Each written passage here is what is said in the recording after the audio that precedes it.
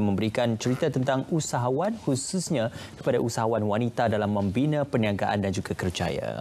Sebenarnya ada banyak perkara yang perlu kita lihat perubahan dan juga perbezaannya dengan kita berhadapan dengan pandemik COVID-19, ramai yang terjejas, dan hari ini mungkin ada menjentik sedikit tentang usaha yang dilakukan untuk memastikan supaya mereka yang terjejas ini ada lagi ruang untuk kembali bangkit. Betul, dan sudah semestinya agensi yang dinamakan sebagai Amanah Ikhtiar Malaysia membantu mereka yang terjejas. Untuk itu saya perkenalkan tetamu yang bersama dengan kita pada pagi ini, iaitu Encik Muhammad Nasri Hamidi, Pengurus Besar Jabatan Operasi Lapangan Amanah Ikhtiar Malaysia, dan juga Puan Nurul Akmal Zurullah yang juga merupakan usahawan yang juga menerima manfaat daripada Amanah Ikhtiar Malaysia. Terima kasih kerana bersama dengan kami. Encik Nasri, mungkin boleh dikongsikan secara asasnya kita banyak mendengar tentang Amanah Ikhtiar Malaysia atau dalam kata mudahnya AIM lah kan. Tapi apakah itu Amanah Ikhtiar Malaysia dan siapakah sebenarnya golongan sasar bagi Amanah Ikhtiar Malaysia yang dikhususkan dalam bantuan yang disediakan? Encik Nasri. Baik, bismillahirrahmanirrahim. Assalamualaikum warahmatullahi wabarakatuh. Terima kasih Tuan. Amanah Ikhtiar Malaysia ataupun lebih dikenali sebagai AIM ditubuhkan dengan matlamat kita bagi membantu pihak kerajaan untuk mengurangkan kadar kemiskinan di Malaysia. Jadi kita ditubuhkan dah hampir 33 tahun sejak daripada tahun 1987 dan alhamdulillah sehingga kini peranan Amanah Ikhtiar masih lagi berpegang kepada matlamat asal kita, iaitu mengurangkan kadar kemiskinan di Malaysia. Dan alhamdulillah sehingga kini kita dah menjangkau hampir 378,000 peminjam kita, termasuk di Sabah Sarawak kan. Jadi dalam usaha ini Amanah Ikhtiar ini mengeluarkan pembiayaan dalam bentuk kecil-kecilan kepada peniaga-peniaga kecil, yang mana peniaga-peniaga kecil ni kita sedia maklum buat perniagaan secara kecil-kecilan ataupun aktiviti yang berfokuskan secara kecil, dan modal yang kita keluarkan yang beri kepada peminjam kita adalah tanpa sebarang cagaran, tanpa sebarang penjamin bagi melaksanakan aktiviti mengikut kemahiran peminjam kita. Dan peminjam ni saya nak kita lebih familiar ataupun lebih sinonim dengan panggilan sahabat. Itulah Amanah Ikhtiar. Sahabat AIM. Sahabat AIM saya. Kalau sebut nama sahabat ni maknanya rapat tau. Jadi kalau kita lihat sebenarnya sekarang mungkin lebih rapat hubungan itu apabila kita berhadapan dengan banyak cabaran. Kalau sebelum ini mungkin cabarannya berbeza, tapi kini apabila kita ada bencana yang melanda negara, itu adalah perkara yang tidak kita jangka sebelum ini. Jadi mungkin Puan Nurul Akmal sebagai antara yang menerima manfaat dari sahabat kepada AIM lah ni kan. Jadi bagaimana permulaannya menghadapi situasi yang mungkin agak mendukacitakan apabila negara kita berhadapan dengan pandemik COVID-19. Bukan kita sahaja sebenarnya, di seluruh dunia juga berhadapan dengan perkara yang sama, tetapi kelangsungan hidup itu masih lagi perlu diteruskan. Mungkin boleh terangkan sebelum ini agaknya apa yang menjadikan sahabat itu satu perkataan yang sangat penting apabila bersama dengan AIM itu dan kembali bangkit? Okey. Sebetulnya saya sebelum buat apa yang saya buat sekarang ni, saya ada sebuah spa. Tapi ialah pasal keadaan sekarang ni kan, di MCO PKP ni, semuanya musnah. Musnah maknanya saya kehilangan kedai, saya kehilangan staff, saya kehilangan duit yang banyak dalam bisnes yang sebelumnya. Jadinya nak macam dia cakap tadilah, kelangsungan hidup. Memang susah sebab something yang kita tak pernah duga kan. Macam mana nak meneruskan hidup dari sehari ke sehari tu. Masa tu masih lagi memikirkan tentang keadaan future. Bukan keadaan future sendiri, sebab saya ada staff kan dulu. Jadi fikir macam mana pula staff nak hidup. Automatically jadi stres. Jadi stres, susah sangat nak menghadapi tiap-tiap hari tu, susah sangat. Sampailah bila dengar pasal AIM, apa yang AIM bagi, dan lepas tu ada pula support daripada sahabat-sahabat yang lain. Sebab kita selalu ada macam support system. Ada sokongan WhatsApp group tu semua. Jadi kita bukannya keseorangan lah. Ada orang lain, sahabat lah, yang boleh juga dengar masalah apa yang kita hadapi. Kadang-kadang ada juga yang orang kata buka opportunity kan. So saya sebenarnya rasa macam daripada permulaan daripada spa tu sehingga yang sekarang ni dengan bisnes yang sekarang ni, saya rasa macam penyelamat. Penyelamat saya lah. So alhamdulillah. Sekarang perniagaan yang baru apa? Agak mengejutkan sebenarnya, ramai orang sebenarnya tak suspek benda ni lah. Saya daripada spa ke F&B. Sekarang ni saya buat pastries. Sesuatu yang sangat berbeza. Walaupun sangat berbeza bidangnya, tapi berbeza bidang sangat. Masih lagi menerima ataupun mendampingi manfaat yang diberikan. Ya. Mungkin ramai yang nak tahu AIM ini sistem pemberian pinjamannya itu adalah untuk digunakan sebagai pusingan modal kepada penerima, kemudian mungkin wang yang dipulangkan semula itu boleh digunakan untuk peminjam yang lain pula, untuk digunakan bagi perniagaan seterusnya. Jadi apa sebenarnya maklumat asas yang boleh diperolehi dari segi kelayakan dan juga jumlah bantuan yang boleh diberikan untuk mendapatkan bantuan ataupun pinjaman yang disediakan oleh AIM, dan siapakah yang layak untuk menerimanya? Baik, AIM ni untuk sebenarnya fokus kita ialah kepada golongan, pada asalnya dulu kita fokuskan kepada golongan miskin tegar. Dan setelah sekarang kita balik kepada golongan yang berpendapatan rendah, yang mana kita mengikut garis kemiskinan semasa kerajaan. Jika kerajaan letakkan sekarang ni 3,800 sebagai miskin, maka itu adalah golongan sasar kita. Yang mana mekanisme ataupun kaedah yang kita gunakan ialah kita tidak gunakan sumber daripada pihak luar, kita sendiri buat. Maknanya kita pergi banci, kaki tangan kita sendiri yang pergi mencari, sebab kita ada 136 cawangan untuk makluman satu Malaysia, dan kaki tangan kita ni akan membanci banci mana-mana bakal sahabat lah, kita panggil bakal sahabat yang berminat untuk dapatkan pembiayaan, dan di situ kita kenal pasti kelayakan tadi. Jadi kelayakan inilah yang nak menentukan sama ada dia tergolong dalam golongan sasar kita yang akan mendapat manfaat daripada duit yang kita tawarkan. Jadi pembiayaan kita ni bermula dengan daripada RM3,000 serendah RM1,000 sehinggalah RM30,000.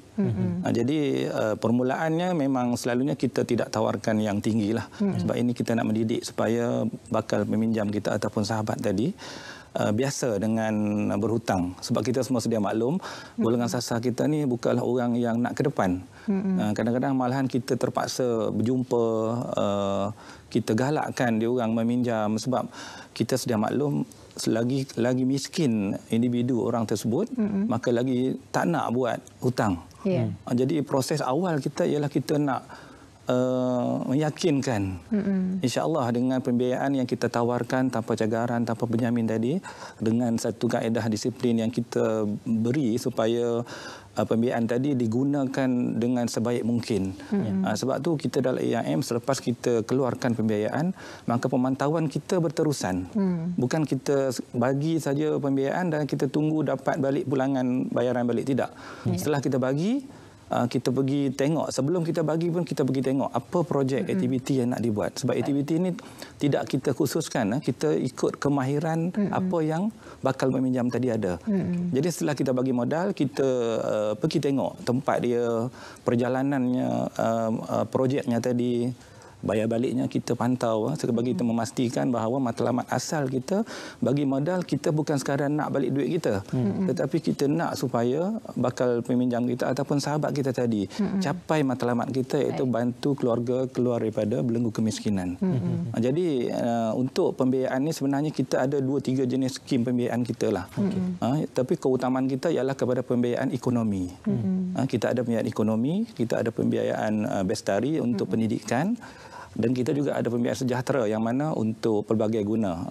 Jadi keutamaan kita ialah ekonomi dia, iaitu kita tawarkan dulu pembiayaan untuk dia menjana melalui duit yang kita bagi tadi, dia boleh menjana pendapatan dia, dan kita mengharapkan insya-Allah dengan bayar baliknya tadi yang sempurna itu datangnya daripada projeknya yang berjaya. Bukannya begitu. Bukannya dia bayar balik daripada sumber-sumber lain. Dia boleh bayar sumber lain, tetapi kita mengharapkan bayaran baliknya tadi adalah hasil daripada keuntungan daripada pembiayaan duit yang dia dapat daripada projek yang dia buat dengan pembiayaan kita tadi. Itulah. Puan Nurul Akmal dulu dalam bidang spa, tapi kemudian beralih kepada bidang pastry. Satu bidang yang berbeza. Jadi bagaimana peralihan itu, dan adakah memang ada pendidikan asas dalam bidang pastry, atau orang kata kalau dah tersepit tu semuanya boleh, ya? Jadi selalunya bila dah di hujung-hujung waktu kita rasa sudah putus asa, di situlah nampak sinar, mungkin sinarnya daripada AIM lah.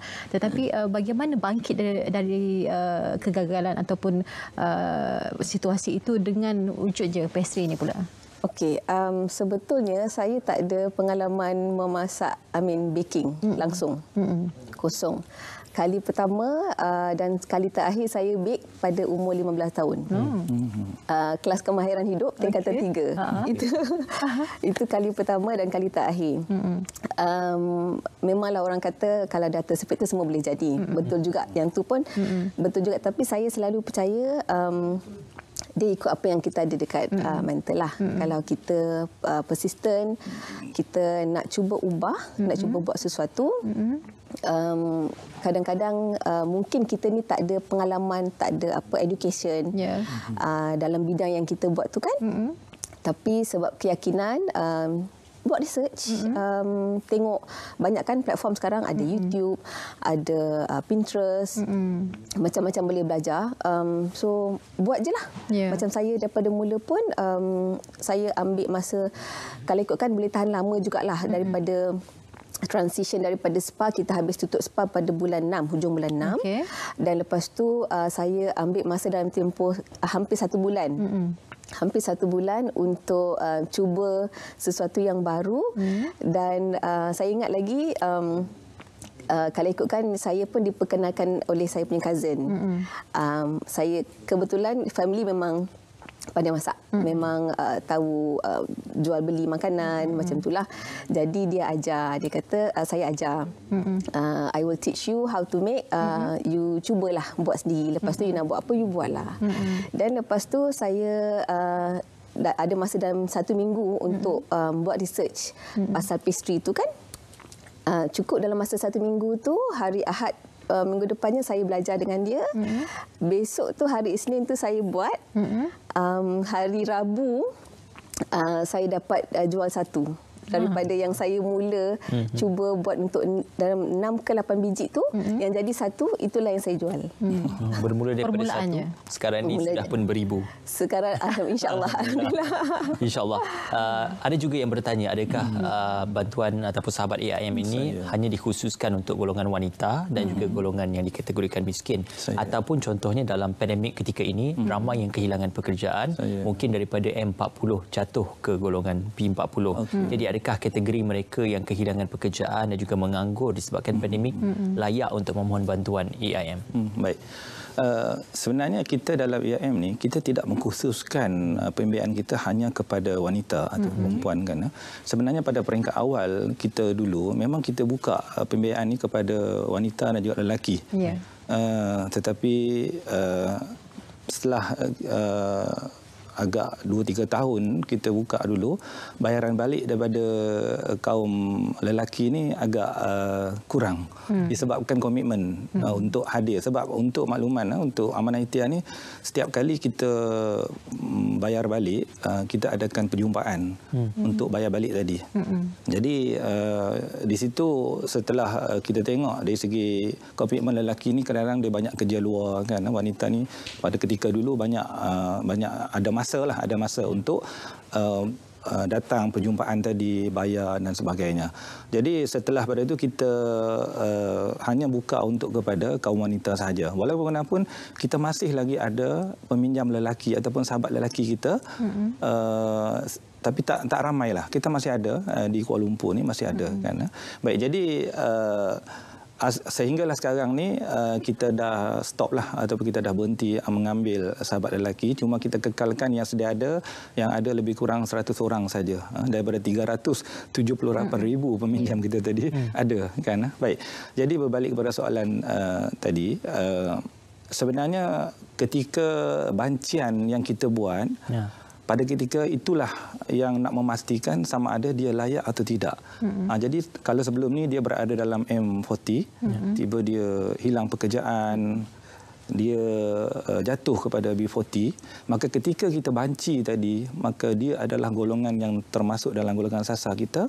Maka pada ketika itu maka dia layak untuk mengikuti program dan juga meminjam dengan AIM. Baik, mungkin sebelum kita akhiri, Puan ada pesananlah kepada mungkin sedang menonton ketika ini, ada yang sudah jatuh disebabkan oleh situasi ini juga, galakan kepada mereka untuk bangkit. Sebenarnya ada cara untuk kita kembali meneruskan kehidupan dengan apa kaedah sekalipun, tetapi kita mencari kaedah itu yang boleh memberi manfaat kepada kita dan juga masyarakat di sekitar.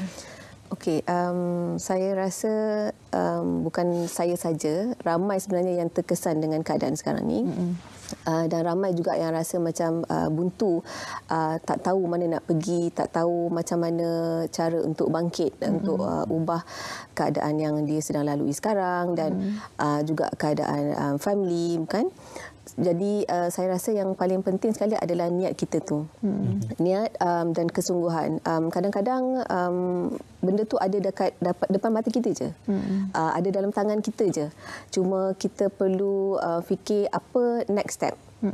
Adakah kita nak sentiasa duduk dalam keadaan yang sekarang ni, sentiasa stres setiap hari, sentiasa rasa macam dalam belenggu, tak tahu macam mana nak keluar. Kalau kita semudah kan, ada internet, ada macam-macam platform, ada AIM, you know. Banyak sebenarnya cara dia yang kita boleh buat dekat luar tu. Kalau kata nak ambil kelas pun sekarang, ada banyak online kelas, ada banyak platform, YouTube pun boleh buat sendiri, boleh baca sendiri kan. Pinterest, you boleh buka you punya akaun sendiri. Niat mesti ada untuk ubah tu, dan kesungguhan, dan cari jalan macam mana untuk keluar, dan lepas tu buat sungguh-sungguh. Okey, baik. Secara ringkas, di mana maklumat yang boleh didapati untuk mendapatkan maklumat lanjut tentang Amanah Ikhtiar Malaysia? Baik, untuk sekarang kita ada banyak channel ataupun tempat yang boleh kita dapatkan maklumat. Yang pertama memang kita boleh dapatkan daripada website kita lah, www.aim.gov.my.